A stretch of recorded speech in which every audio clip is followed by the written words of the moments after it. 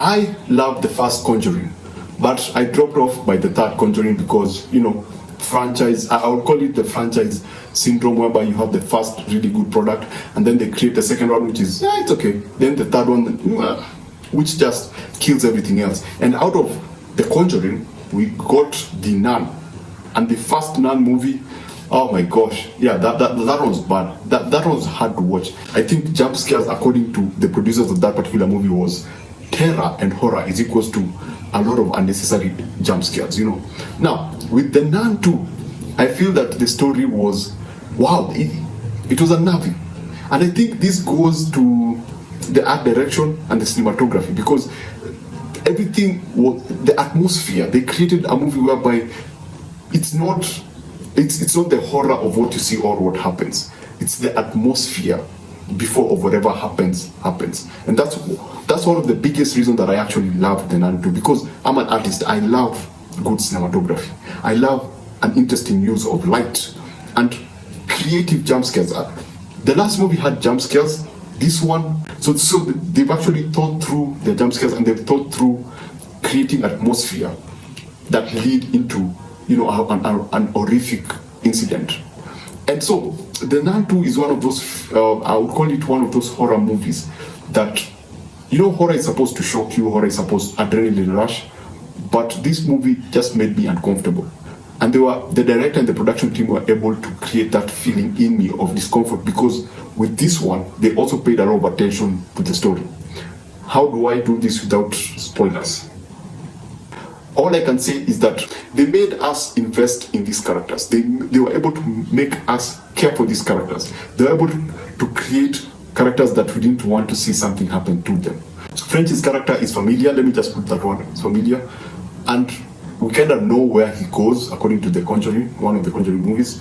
But here, we get to understand them. We get to understand where they're coming from. We get to understand where they're... when you know someone, here's the thing about life. When you truly know someone and you care for them, you do not want to see something bad happen to them.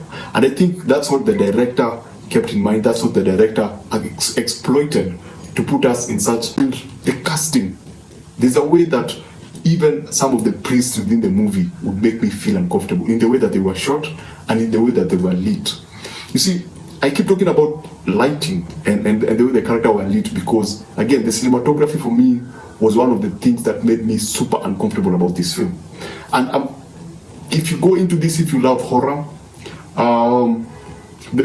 there were a lot of deaths that were pretty horrific, but some of them you didn't see them because they were, off camera and stuff. But what they were able to do so well, and I think that you as a horror fan is going to enjoy, is all with the imagery. How the director was able to utilize the imagery and the use of light to just make you feel uncomfortable. I think that's the right word. Make you feel uncomfortable, and some scene straight out scare you. So The Nun II is a movie that I highly recommend for any horror fan.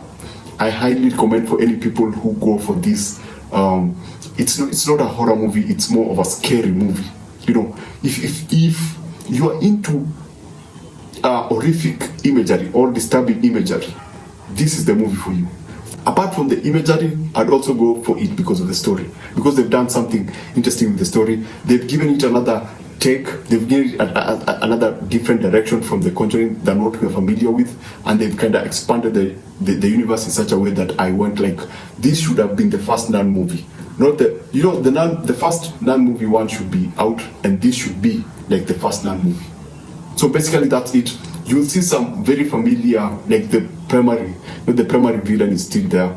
And there are some action sequences that, wow, okay.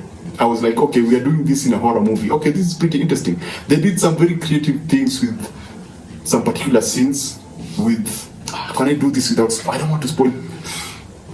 Anyway, you go to see it. They did something unique with some fight scenes, and I think that you're probably going to enjoy it if you love exorcists, if you love exorcism movies. So basically that's it. I hope I didn't spoil it for anyone. Remember to always enjoy what you watch and watch what you enjoy. Now, I keep saying I hope that I didn't spoil it for everyone. Why is it important not for me to spoil it? I did not see the trailers. I did not try to read anything from it because from the first Nun movie, I felt like this was not going to be interesting. I thought that I went to see this movie because apart from the Equalizer, there was nothing else interesting showing. So I felt like I just needed to go and see the Nun II. So the reason I'm saying that is because I had a surprisingly good time. Because I didn't see some things coming. I didn't see some things, some setups are fantastic, man. There's a setup on a street with magazines. God damn. Anyway, the reason I'm not going to spoil it for you is that if you go in without prior knowledge of anything that happened, without seeing the trailer, oh trust me, you're going to have a fantastic time. So yeah, basically that's it. Remember to always watch what you enjoy and enjoy what you watch, and I shall see you on the next one.